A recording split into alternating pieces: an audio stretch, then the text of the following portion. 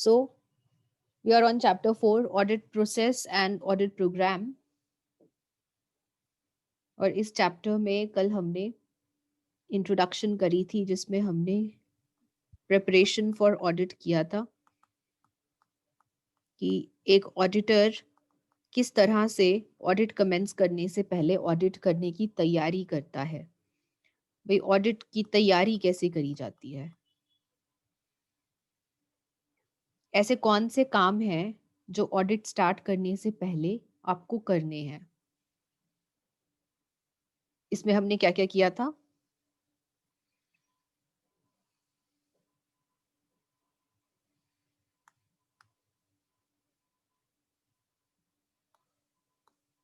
देखिए क्या क्या किया था इसमें।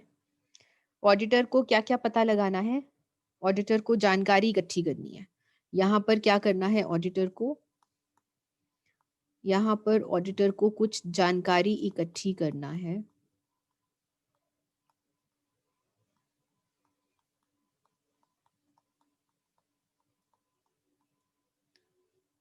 किस बारे में जानकारी इकट्ठी करनी है, स्कोप ऑफ ऑडिट, कि उसका दायरा क्या है।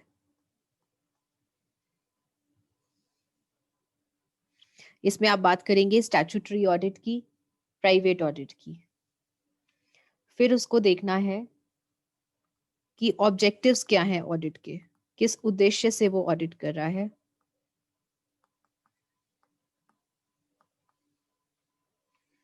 कोई भी काम स्टार्ट करने से पहले आप उसका उद्देश्य देखेंगे या नहीं, तो उद्देश्य देखना है कि आप जो ऑडिटर है वो किस उद्देश्य से अपना काम स्टार्ट कर रहा है। उसके बाद वो देखेगा nature and features of business, business की प्रकृति और बिजनेस की तकनीकी विशेषताओं के बारे में वो जानकारी हासिल करेगा कि जो बिजनेस है वो किस तरह की गुड्स ट्रेड करता है, कहाँ से उसकी इनकम होती है, कहाँ उसका एक्सपेंडिचर होता है। बिजनेस के बारे में जानकारी हासिल करेगा। और वो जानकारी हासिल करेगा अकाउंटिंग सिस्टम के बारे में। जिस ऑर्गेनाइजेशन में वो काम करने जा रहा है वहाँ का अकाउंटिंग सिस्टम कैसा है। हर कंपनी का अलग अकाउंटिंग सिस्टम होता है, जैसे insurance company, banking company, cinemas, electricity companies, educational institutions. हर ऑर्गेनाइजेशन में एक अलग अकाउंटिंग सिस्टम फॉलो किया जाता है।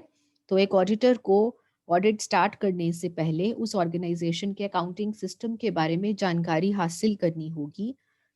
साथ ही साथ जो ऑर्गेनाइजेशन के कुछ इम्पोर्टेंट डॉक्यूमेंट्स होते हैं, जैसे कि कंपनी के केस में एमओए, एओए, पार्टनरशिप के केस में पार्टनरशिप डीड, इन सब के बारे में उसको जानना होगा।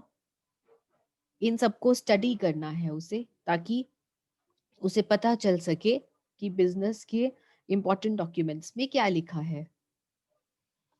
उसको लिस्ट लेनी है किस चीज की, बुक्स ऑफ अकाउंट्स की। भाई एक ऑर्गेनाइजेशन में कौन कौन से बुक्स मेंटेन किए जा रहे हैं, सेल्स बुक, परचेज बुक, कौन कौन से बुक्स मेंटेन किए जा रहे हैं, उसकी लिस्ट लेना है। फिर उसको चेक करना है कि ऑर्गेनाइजेशन का जो इंटरनल कंट्रोल सिस्टम है, इंटरनल कंट्रोल नहीं, इंटरनल चेक, जो इंटरनल चेक सिस्टम है वो कैसा है। उसके हिसाब से वो अपना ऑडिट का प्लान डिसाइड करेगा। पिछले सालों के प्रीवियस ईयर्स, पिछले साल का फाइनल अकाउंट्स देखेगा वो और ऑडिट की रिपोर्ट चेक करेगा, ताकि कुछ महत्वपूर्ण तथ्यों के बारे में उसको जानकारी मिल सके। फिर उसे देखना है कि उसके ऑडिट की अवधि क्या है, ताकि उस हिसाब से वो अपना काम खत्म कर सके। फिर उसको निर्देश देने हैं, इंस्ट्रक्शंस टू द अपॉइंटर। जिस ऑर्गेनाइजेशन ने उसको नियुक्त किया है उस ऑर्गेनाइजेशन को वो इंस्ट्रक्शंस देगा, निर्देश देगा भाई मुझे ये सब डेटा चाहिए, ये सब लिस्ट्स चाहिए, डेटर्स क्रेडिटर्स की लिस्ट चाहिए, बैड डेट्स की लिस्ट चाहिए, एसेट्स की लिस्ट चाहिए, मुझे बुक्स चाहिए टोटल करी हुई, मुझे ट्रायल बैलेंस चाहिए, मुझे फाइनल अकाउंट्स चाहिए, मुझे वाउचर्स चाहिए, मुझे डायरेक्टर्स की लिस्ट चाहिए। तो ये सब इंस्ट्रक्शंस वो अपॉइंटर को देगा। उसके बाद वो देखेगा कि काम को का विभाजन किस तरीके से किया जाएगा। जो पूरा का पूरा काम है ऑडिट का, वो एक अकेला इंसान तो नहीं कर सकता। वो काम किस तरह से विभाजित किया जाएगा और विभाजन करने के बाद ये काम किन किन लोगों में बांटा जाएगा, इस बारे में वो देखेगा और इसके बेस पर वो बनाएगा ऑडिट प्रोग्राम। ये सब जानकारी हासिल करने के बाद वो ऑडिट प्रोग्राम बनाएगा। ठीक है जी। These are 12 points of preparation for audit. इस तरह से वो अपने ऑडिट की करेगा तैयारी। अब तैयारी तो कर ली, मैंने बोला कि ऑडिट प्रोग्राम बनाएगा। This is the last point, है ना। तो अब हम आज यहीं से स्टार्ट करेंगे ऑडिट प्रोग्राम कि ऑडिट प्रोग्राम होता क्या है। हमारा आज का टॉपिक है ऑडिट प्रोग्राम।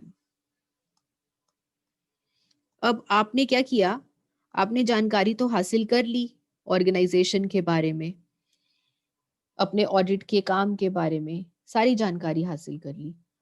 अब जानकारी हासिल करने के बाद आप क्या करेंगे, आप ऑडिट का प्रोग्राम बनाएंगे, आप कार्यक्रम बनाएंगे कि कौन सा कार्य कैसे किया जाएगा, कौन सा कार्य कौन करेगा और किस तरीके से करेगा, कितने टाइम के अंदर अंदर ये खत्म होना चाहिए। ये सब कहाँ पर आएगा, ऑडिट प्रोग्राम में आएगा।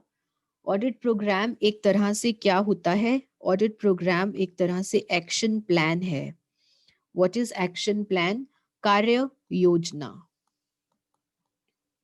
जैसे कि आप ये कह सकते हैं कि एग्जाम्स की प्रिपरेशन स्टार्ट करने से पहले आपने अपने सिलेबस के बारे में, अपनी बुक्स के बारे में, आपके पास कितना टाइम है, आप किस तरह से डिवाइड करेंगे अपने सिलेबस को, आपने ये सब जानकारी इकट्ठी कर ली, अपना माइंडसेट तैयार कर लिया।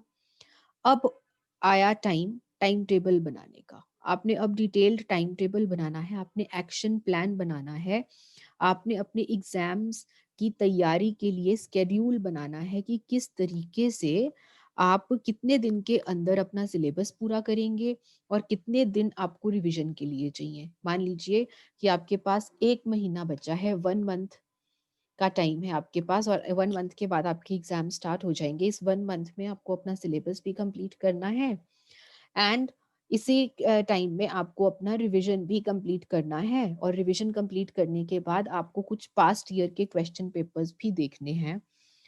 ठीक है जी। तो आप इस 1 मंथ को किस तरीके से यूटिलाइज करेंगे, आप उसका एक्शन प्लान बनाएंगे, आप उसकी योजना बनाएंगे। ठीक है जी। This is what is audit programme. अब एक ऑडिटर ने ऑर्गेनाइजेशन में ऑडिट करने जाना है तो वो क्या करेगा, वो ऑडिट प्रोग्राम क्रिएट करेगा। ऑडिट प्रोग्राम क्या है? Audit programme is a detailed plan of work. It is a detailed plan of work. कार्य की विस्तार में योजना बनाना, कार्य की विस्तार में योजना बनाना, ये होता है ऑडिट प्रोग्राम। बनाता कौन है? Prepared by the auditor. कौन बनाता है? ऑडिटर बनाता है। क्यों बनाता है और बनाता कब है?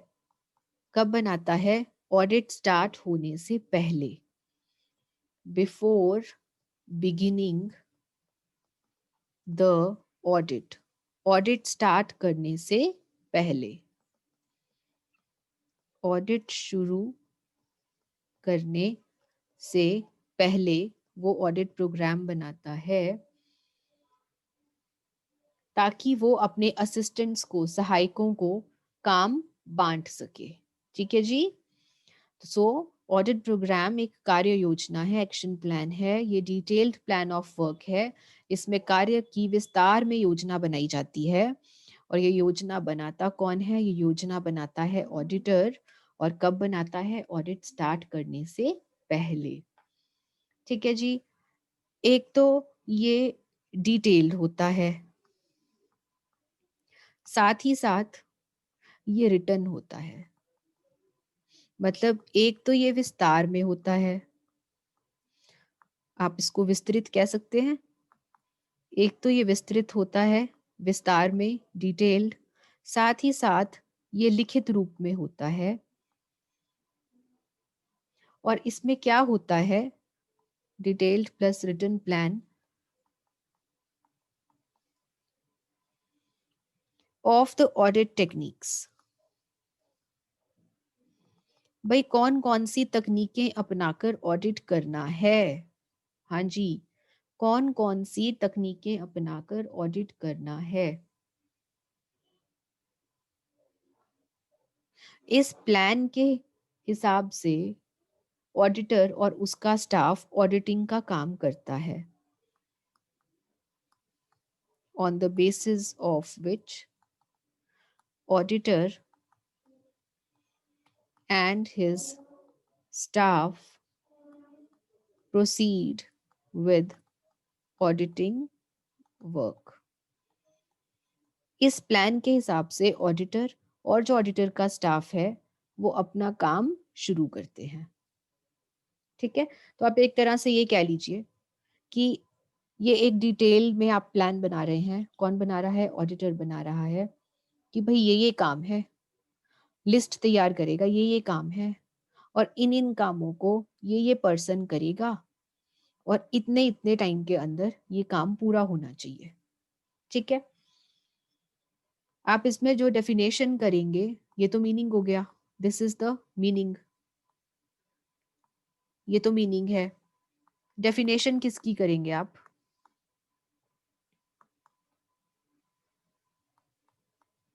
डेफिनेशन आपको करनी है डब्ल्यू बिग्स की। डब्ल्यू बिग्स की डेफिनेशन करनी है। और डब्ल्यू बिग्स क्या कहता है? बड़ा इंपॉर्टेंट क्वेश्चन है ये। ऑडिट प्रोग्राम पेपर में आने के भरपूर चांसेस हैं। हाँ जी, क्या कहता है डब्ल्यू बिग्स? डब्ल्यू बिग्स कहता है कि एन ऑडिट प्रोग्राम, कि जो ऑडिट प्रोग्राम है इज अ डिटेल्ड प्लान, ये एक विस्तृत योजना है। किसकी? ऑफ द ऑडिटिंग वर्क, ये एक विस्तृत योजना है। किस चीज की विस्तृत योजना है? ऑडिट के कार्य की विस्तृत योजना है। और इसमें क्या होता है? Specifying the procedure, specifying the procedure to be followed, जिसमें कि कार्य पद्धति, प्रोसीजर मतलब क्या? कार्य पद्धति। कार्य पद्धति, कौन सी कार्य पद्धति अपनानी है? कौन सी कार्य पद्धति अपनानी है, इसका, इसे निर्धारित किया जाता है।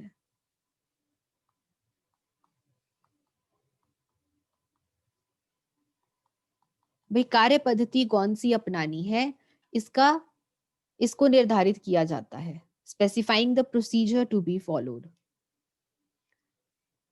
अब कार्य पद्धति किस चीज में अप्लाई करनी है, हमें अपनानी है?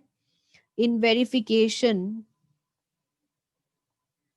Of each item in financial statements. Verification मतलब जांच।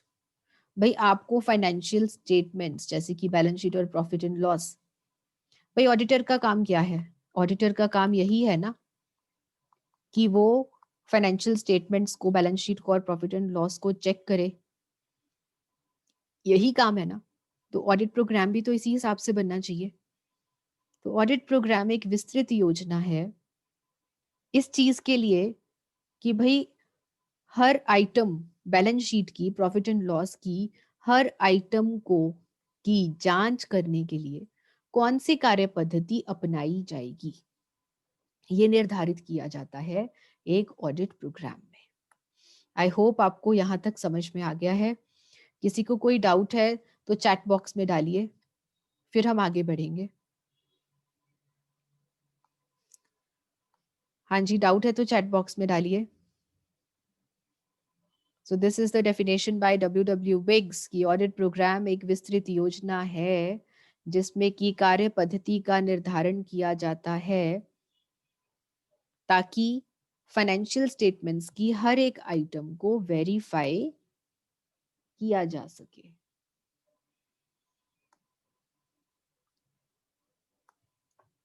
सो इस हिसाब से अगर आप देखें तो उद्देश्य क्या रहेंगे, क्या ऑब्जेक्टिव्स रहेंगे? Objectives of audit programme. भाई ऑडिट प्रोग्राम बनाने के पीछे उद्देश्य क्या है? क्या उद्देश्य पूरा होता है इससे? सबसे पहले तो एक ढांचा तैयार हो जाता है, एक फ्रेमवर्क तैयार हो जाता है। फ्रेमवर्क मतलब एक ढांचा तैयार हो जाता है। किस चीज का? ऑडिट के काम का। For audit work. ऑडिट के काम का एक ढांचा तैयार हो जाता है ताकि जो काम है वो स्पेसिफाइड पीरियड में खत्म हो सके। स्पेसिफाइड पीरियड का मतलब क्या है? निर्धारित समय। ताकि निर्धारित समय में जो आपका काम है वो पूरा हो सके। आपके एग्जाम्स को रह गए हैं रह गया है सिर्फ 1 महीना, तो आप एक ढांचा तैयार करेंगे अपनी रिवीजन का, अपने सिलेबस का, अपनी पढ़ाई का एक ढांचा तैयार करेंगे ताकि उस 1 महीने के अंदर जो कि निर्धारित समय है उसमें आप अपनी तैयारी पूरी कर सके। और क्या ऑब्जेक्टिव है? Division of work. अगर आप ऑडिट प्रोग्राम नहीं बनाएंगे तो आप अपने काम का विभाजन कैसे करेंगे? Among the assistants. ऑडिटर के नीचे क्या होते हैं? ऑडिटर के अंडर होते हैं ऑडिटर के सहायक। ये पॉइंट हमने कल डिस्कस किया था। ये सहायक दो होते हैं, एक जूनियर असिस्टेंट, एक सीनियर असिस्टेंट। जूनियर सहायक और सीनियर सहायक। तो अगर वो ऑडिट प्रोग्राम बनाएगा तो ऑडिट प्रोग्राम से क्या होगा? काम का विभाजन हो पाएगा। काम का विभाजन हो पाएगा असिस्टेंट्स के बीच में। पता चल जाएगा कि भाई ये असिस्टेंट ये काम करेगा।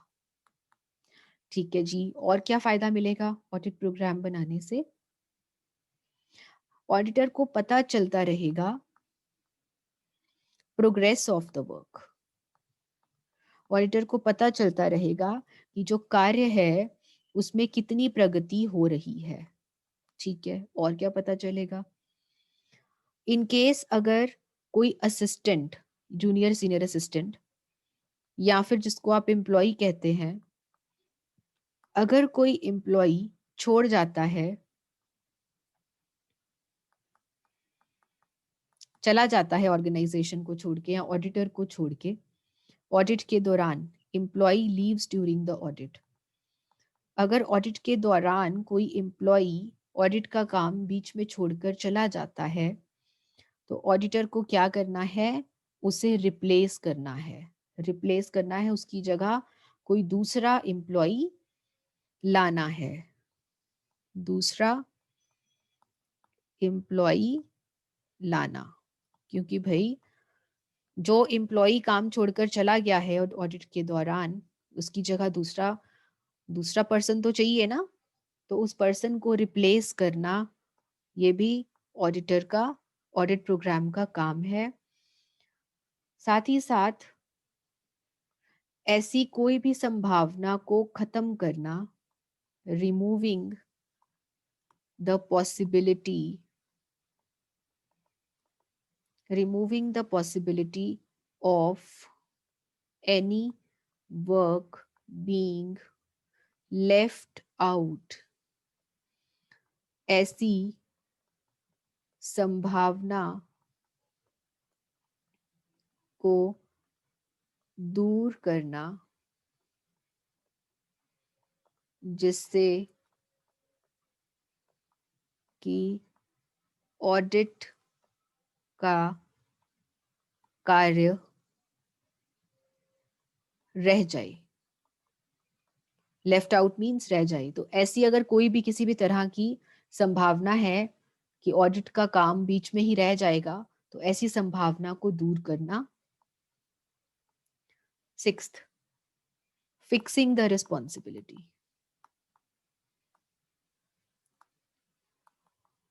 fixing the responsibility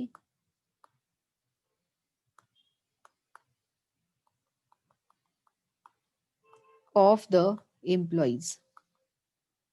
audit programme होगा तो ये पता चल पाएगा कि किस एम्प्लॉय ने कौन सा काम किया है। इसके हिसाब से जो जिम्मेदारी है वो फिक्स करी जा सकती है। भाई ये काम इस एम्प्लॉय ने करना था, क्यों नहीं किया, या गलत हो गया तो कैसे गलत हो गया। तो अगर ऑडिट प्रोग्राम नहीं रहेगा तो ये सब कैसे पता चलेगा। एक एग्जाम्पल देखें जरा ऑडिट प्रोग्राम का, सैंपल ऑडिट प्रोग्राम देखें।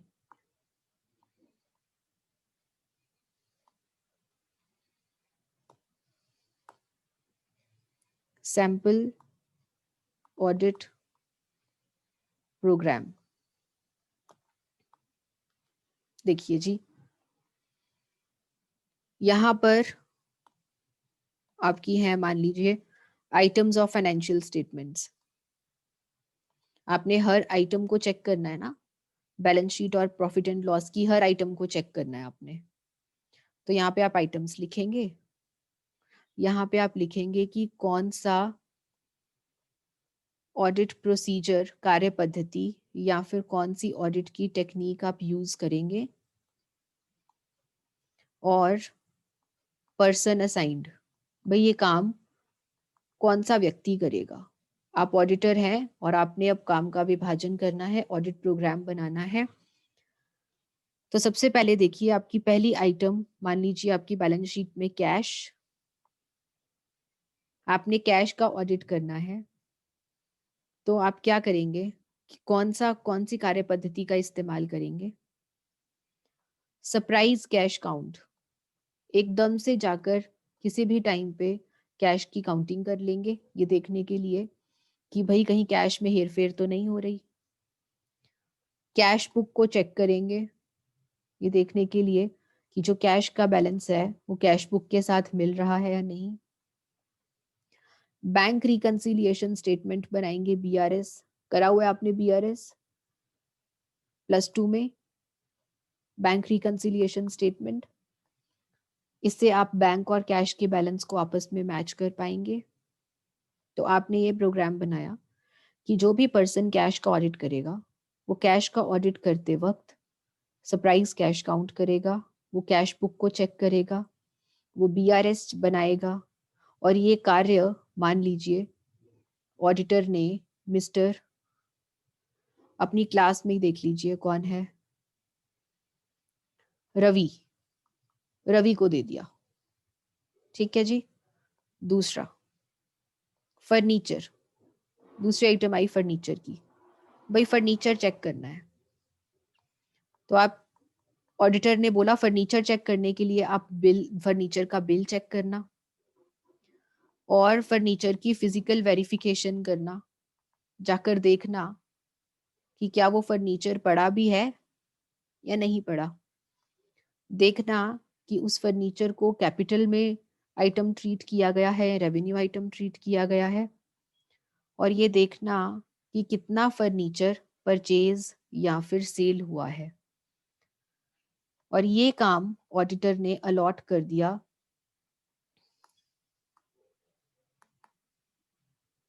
मिस पायल को। ठीक है जी। ऐसे ही मैंने यहाँ पर सिर्फ 2 केस लिए हैं। ऐसे ही आप फाइनेंशियल स्टेटमेंट की एक एक आइटम के लिए ऑडिट प्रोग्राम बनाएंगे। फॉर एग्जाम्पल, आपने bills of exchange, bill receivable के लिए आपने अलग से पर्सन अलॉट कर दिया, आपने बिल्डिंग की वेरिफिकेशन के लिए एक अलग पर्सन अलॉट कर दिया, आपने बिल्स पेएबल की वेरिफिकेशन के लिए अलग पर्सन अलॉट कर दिया, स्टॉक के लिए आपने एक अलग पर्सन अलॉट कर दिया। तो आप एक डिटेल्ड ऑडिट प्रोग्राम बनाएंगे कि भाई फाइनेंशियल स्टेटमेंट की ये आइटम चेक होनी है, और इस आइटम को आप इस तरह से चेक करेंगे, और कौन चेक करेगा इसकी डिटेल आप इस ऑडिट प्रोग्राम में लिख देंगे। इस तरह से बनता है आपका ऑडिट प्रोग्राम। ओके जी। तो चलिए, अब हमें ये पता चल गया कि ऑडिट प्रोग्राम इस तरीके से बनता है, तो अब दोबारा से इसके उद्देश्य देख लेते हैं। अब आपको उद्देश्य और अच्छे से समझ में आएंगे। ऑडिट प्रोग्राम बनाने के उद्देश्य क्या हैं?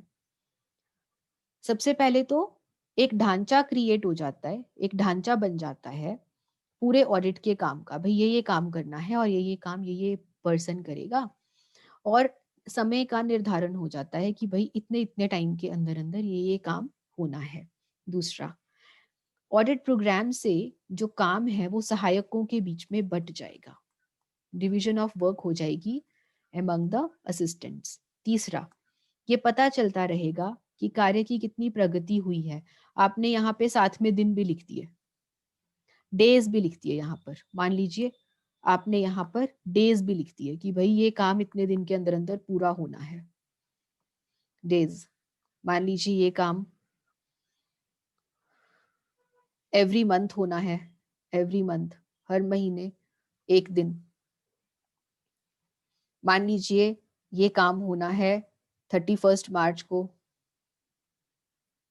तो यहाँ पर आप डेज भी मेंशन कर देंगे। सो इस तरह से जो ऑडिटर है उसको ये पता चलता रहेगा कि कार्य में कितनी प्रगति हुई है।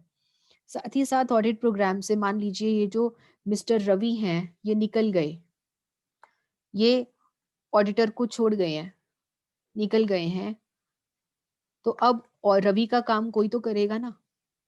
तो रवि का काम करने के लिए रिप्लेसमेंट किसको डाल दिया? मान लीजिए रवि की जगह रिप्लेस कर दिया रविंदर को। तो अगर कोई ऑडिट के दौरान अगर कोई एम्प्लॉई ऑडिटर को छोड़ जाता है, तो ऐसे में उसकी रिप्लेसमेंट देना भी ऑडिट प्रोग्राम का एक उद्देश्य है। और भाई कोई काम रह ना जाए, ये इंश्योर करना भी ऑडिट प्रोग्राम का एक उद्देश्य है। एंड लास्टली, यहाँ पर क्योंकि हमें पता चल रहा है कि भाई कैश का काम रवि कर रहा है और फर्नीचर का काम पायल कर रही है, तो इन केस अगर कल को कैश में किसी भी तरह की कोई हेरफेर होती है, तो उसकी जिम्मेदारी कौन उठाएगा? रवि उठाएगा। तो अगर आप एम्प्लॉयज की जिम्मेदारी फिक्स करना चाहते हैं, तो ऑडिट प्रोग्राम उसमें हेल्प करता है, क्योंकि ऑडिट प्रोग्राम से आपको ये पता चल जाएगा कि ये काम ये पर्सन कर रहा था, तो ये पर्सन अपने काम से पीछे नहीं हट सकता। कैश के लिए पूरी की पूरी जिम्मेदारी किसकी है? रवि की है। फर्नीचर के लिए पूरी की पूरी जिम्मेदारी किसकी है? पायल की है। सो यहाँ पर आप एम्प्लॉयज की रिस्पॉन्सिबिलिटी फिक्स कर सकते हैं अगर आपने ऑडिट प्रोग्राम बना रखा है। ये कुछ उद्देश्य हैं ऑडिट प्रोग्राम के। अच्छा जी, types of audit programme. Types of audit programme, प्रकार कितने हैं? भाई ऑडिट प्रोग्राम के 2 प्रकार हैं। एक होता है स्टैंडर्ड प्रोग्राम, और दूसरा होता है टेलर मेड प्रोग्राम या फिर custom programme. Tailor made programme जो स्टैंडर्ड प्रोग्राम होता है, अब देखिए एक ऑडिटर के पास बड़ी अलग-अलग ऑर्गेनाइजेशंस का ऑडिट आता है। बहुत सारी अलग-अलग ऑर्गेनाइजेशंस का ऑडिट आता है। तो अब वो हर ऑर्गेनाइजेशन के लिए अलग-अलग ऑडिट प्लान बनाए। मान लीजिए कि आई एम एन ऑडिटर। मेरे पास एक टाइम पे 5 ऑर्गेनाइजेशंस का ऑडिट आ गया। 5 ऑर्गेनाइजेशंस। तो मैं इन 5 ऑर्गेनाइजेशंस के लिए मुझे 5 ऑडिट प्रोग्राम बनाने पड़ेंगे भई, मेरा तो काम बढ़ गया। तो मैं क्या करूँगी, मैं 5 ऑडिट प्रोग्राम्स नहीं बनाऊँगी, मैं एक ही ऑडिट प्रोग्राम बना लूँगी। एक ही ऑडिट प्रोग्राम बना लूँगी, सभी ऑर्गेनाइजेशंस के लिए। सभी के लिए एक ही ऑडिट प्रोग्राम बना तैयार कर लूँगी और उस ऑडिट प्रोग्राम को पाँचों ऑर्गेनाइजेशंस के लिए अप्लाई कर दूँगी। भई रवि अगर कैश का ऑडिट यहाँ पे करेगा, तो हर 5 की 5 ऑर्गेनाइजेशंस में कैश का ऑडिट रवि करेगा। फर्नीचर का ऑडिट 5 की 5 ऑर्गेनाइजेशंस में पायल ही करेगी। तो मैंने पाँचों ऑर्गेनाइजेशंस के लिए एक ही प्रोग्राम बना लिया। जब हम सबके लिए एक ही प्रोग्राम बनाते हैं, उसे आप कहते हैं स्टैंडर्ड प्रोग्राम। ठीक है जी? स्टैंडर्ड प्रोग्राम एक पूर्व निर्धारित प्रोग्राम है। पूर्व निर्धारित। पूर्व निर्धारित मीन्स प्री डिटर्मिन्ड। ये प्री डिटर्मिन्ड है, पूर्व निर्धारित है। इसको ऑडिटर बार-बार चेंज नहीं करता। ठीक है? ठीक है जी, इसको हम कंटिन्यू करेंगे कल के सेशन में। अभी we are short of time.